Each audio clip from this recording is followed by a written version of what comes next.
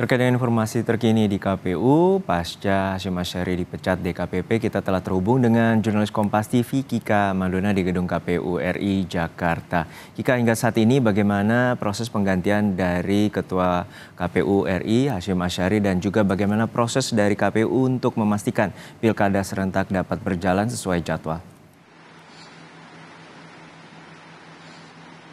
Ya, Juno dan juga saudara, untuk memastikan bagaimana jalannya pilkada serentak yang akan berlangsung dalam beberapa waktu dekat ini, kemarin juga sempat disampaikan oleh PLT Ketua KPU Afifuddin bahwa dengan adanya kasus yang menjerat mantan Ketua KPU Hasyim Asyari ini tidak akan ada tahapan pilkada yang kemudian terganggu. Namun bagaimana dengan penetapan Ketua KPU definitif selanjutnya pasca kemudian pemecatan yang dilakukan oleh DKPP kepada mantan Ketua KPU Hasyim Asyari, hingga saat ini kepres atau keputusan dari Presiden memang belum resmi ditandatangani, sehingga kita juga masih menanti bersama bagaimana jalannya proses penggantian dari PLT Ketua KPU menjadi Ketua definitif dari KPU RI. Dan untuk menanyakan lebih lanjut terkait dengan hal ini, di samping saya sudah ada komisioner dari KPU, Bapak Agus Melas. Pak, terkait dengan bagaimana proses jalannya kepres ini kan hingga saat ini masih belum ditandatangani untuk pemberhentian Pak Hasyim Asyari ini, apa yang kemudian akan dilakukan dari KPU? Ya, terima kasih. Jadi secara prinsip KPU tetap menjalankan roda organisasi sebagaimana mandat yang diberikan oleh undang-undang kepada kami.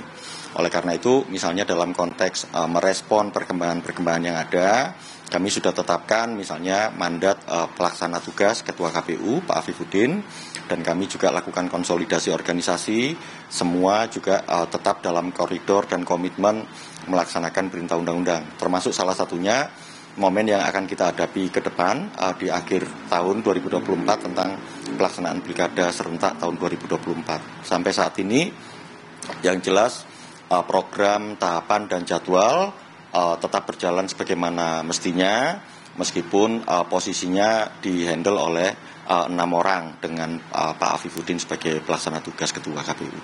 Artinya selanjutnya untuk sistem penetapan Ketua KPU nanti akan seperti apa, Pak?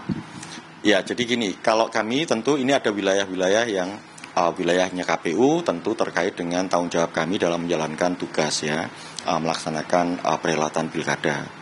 Kalau dalam konteks peraturan segala macam, segala kebutuhan itu tetap akan berjalan dengan baik dan kami akan pastikan itu. Tapi terkait dengan kepres pemberhentian dari Pak Hasyim Asyari itu nanti di Presiden. Nah, kalau kepresnya keluar tentu itu nanti akan berpengaruh pada tahap berikutnya terkait dengan pelaksanaan pergantian antar waktu, yang itu prosesnya di Komisi 2. Nanti setelah itu baru akan ada penetapan dilantik oleh Presiden untuk PAW-nya. Nah, kita tunggu saja. Yang pertama kepres pemberhentian, yang kedua nanti mekanisme PAW, dan itu wilayahnya bukan di KPU. Nah, nanti setelah ada pengganti definitif, tentu kami akan lakukan pleno untuk juga menentukan langkah-langkah organisasi, termasuk juga salah satunya dalam rangka menetapkan ketua secara definitif. Pada dalam waktu dekat ini kan kita akan menghadapi pilkada serentak di seluruh wilayah Indonesia. Artinya dengan adanya posisi yang saat ini diemban oleh Ketua KPU tapi PLT. Nah, ini apakah nanti akan mengganggu dengan tahapan pilkada yang akan berlangsung dalam waktu dekat ini? Ya, sejauh ini ya, kalau dalam konteks pelaksanaan beberapa kali pemilu, situasi yang sama juga pernah dialami oleh KPU, di mana ketua KPU-nya dilaksanakan oleh seorang PLT. Dan itu secara prinsip kalau berdasarkan pengalaman, dan saya kira kami juga akan mengalami hal yang sama, relatif tidak mengalami kendala yang berarti untuk itu.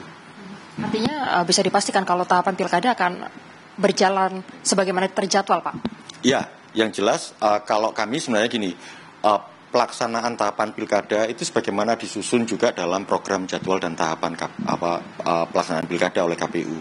Dan mandat kami ya menjalankan tahapan-tahapan itu sesuai dengan tenggat waktu. Tidak ada alternatif yang lain di situ. Pak, kalau untuk pergantian dari PLT ke definitif, Ketua KPU definitif, batas waktunya berapa lama sih, Pak? Yang jelas kalau batas waktu sampai definitifnya memang tidak diatur, tapi yang diatur adalah di peraturan KPU nomor 5 tahun 2022, PLT itu bisa menjalankan tugas paling lama 3 bulan dan bisa dipilih lagi untuk 1 kali. Jadi teoritis 6 bulan. Tetapi begini, Yang jelas keputusan tertinggi di KPU itu ada di tangan pleno. Jadi bisa saja nanti sebelum 3 bulan kami sudah bisa melakukan pleno untuk menetapkan ketua KPU secara definitif. Jadi itu ruang geraknya di kami di situ. Terima kasih waktunya bersama kami di Kompas TV.